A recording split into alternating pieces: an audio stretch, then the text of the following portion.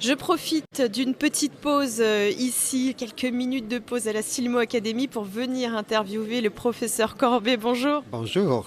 Alors la Silmo Academy, ça fait une dizaine d'années que c'est organisé et cette année le thème c'est la réfraction. Pour quelle raison est-ce que vous avez choisi ce thème ? La réfraction, c'est la base quelque part de ce grand congrès qui a lieu aujourd'hui au niveau optique. La réfraction, c'est le fait d'avoir des bonnes lunettes, des bonnes lentilles, de telle manière à ce que toute l'information qui vient de l'extérieur arrive sur la rétine. C'est ça la réfraction, c'est le fait que la lumière arrive vraiment sur la rétine. Et ça, c'est un art. C'est pas la première fois qu'il y a ce thème, il revient assez régulièrement. Alors ce thème revient, simplement on l'a adapté à des problématiques médicales, ophtalmologiques.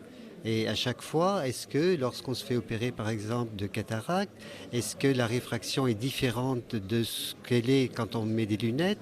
Est-ce qu'après une cataracte, il faut continuer à faire de la réfraction pour consolider encore plus son acuité visuelle ? Voilà, c'est le thème finalement de toute cette matinée. Et quels sont les intervenants que vous avez invités à venir ? Alors, les intervenants, ce sont les spécialistes du passage de la lumière à travers l'œil pour arriver au niveau de la rétine. On a eu un intervenant qui est spécialisé, lui, chez l'enfant. Et c'est le docteur Orso, Christophe Orso, et qui nous a développé toutes les conditions d'analyse, d'attention et de moyens à donner à un enfant pour le corriger avant 6 ans, quand il est très petit et un petit peu plus tard. Après, on a eu des intervenants au niveau des chirurgies réfractives. On se fait opérer de chirurgie réfractive parce qu'on est myope, hypermétrope. On peut traiter ça par des interventions. Mais quels sont les moyens précis réfractifs ? Tout ça, c'est très, très, très, très serré. Et ensuite, on a d'autres personnes qui ont parlé d'une manière un petit peu différente sur d'autres. Là, on va reparler tout à l'heure à nouveau de la cataracte. On va reparler des problèmes plutôt rétiniens, des gens qui ont des difficultés de maladies importantes. Voilà, c'est tout le thème en fait. C'est maladie de l'œil et réfraction, en gros, si je puis dire. Oui, parce que là, on résume en une minute, j'allais dire, ce qui se passe ici en plusieurs heures. Quels sont les gens qui sont venus assister à la Silmo Academy ? Alors, on a quelques ophtalmologistes et confrères ophtalmologistes, puisque on a les patrons de l'ophtalmologie là, parisienne et des ophtalmologies de province qui sont là comme conférenciers. Et là, ce sont des opticiens ou des optométristes ou des orthoptistes ou des psychologues qui viennent écouter un tout petit peu ce qui se dit sur cet élément important. Il faut savoir qu'en fait, qu'une bonne transmission de l'information est nécessaire pour que le cerveau puisse décrypter ce qui lui est proposé. Sinon, on a une déviance de l'analyse et on peut avoir des conséquences quand on veut faire quelque chose à partir du moment où on a reçu cette information. C'est une vraie opportunité finalement de faire la Silmo Academy au sein de ce salon international de l'optique. Ça vous permet de faire ces belles conférences tous les ans ? Absolument, en fait. C'est automatiquement lié. C'est un mariage très très fort et très... Enfin voilà. On ne peut pas faire de l'optique si on ne sait pas à quoi ça sert. Et si on ne sait pas quelles sont les contraintes ou quelles sont les conditions en fonction d'une personne particulière.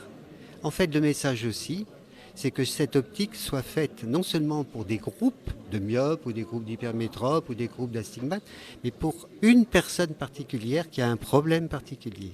Alors vous avez commencé la Silmo Academy par un hommage au professeur H qui est disparu tout juste après le Silmo 2018. Quelle était la relation que vous aviez avec lui ? Elle était double, c'était une relation d'amis et c'était une relation professionnelle. Et il s'avère qu'on est parti dans la recherche de la fonction visuelle un petit peu en même temps tous les deux. Or, Jean-Claude H a été le premier qui a été le président du Silmo Academy pour qu'il y ait une association entre l'optique, l'ophtalmologie, entre la technique et entre la maladie de l'œil. Et c'est celui qui est aussi, c'est appesanti, si je puis dire, par rapport aux jeunes enfants scolarisés pour qu'il y ait des dépistages pratiquement partout. Et il a fait ça dans le Nord d'une manière formidable. Et en quelques mots, si vous aviez les valeurs qu'il avait envie de véhiculer, c'était lesquelles d'après vous? D'abord, c'est des valeurs de prévention de maladies qui puissent arriver chez l'enfant. C'était chez l'enfant, développer l'enfant avec toutes ses capacités. Et ensuite, c'était ces valeurs de respect de la personne qu'il avait en face de lui, quel que soit son âge.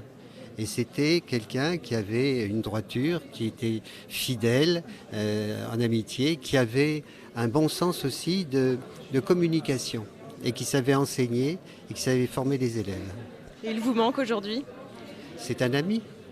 Et un ami, il est toujours un peu là. Merci infiniment, professeur H. On va vous laisser continuer cette Silmo Academy.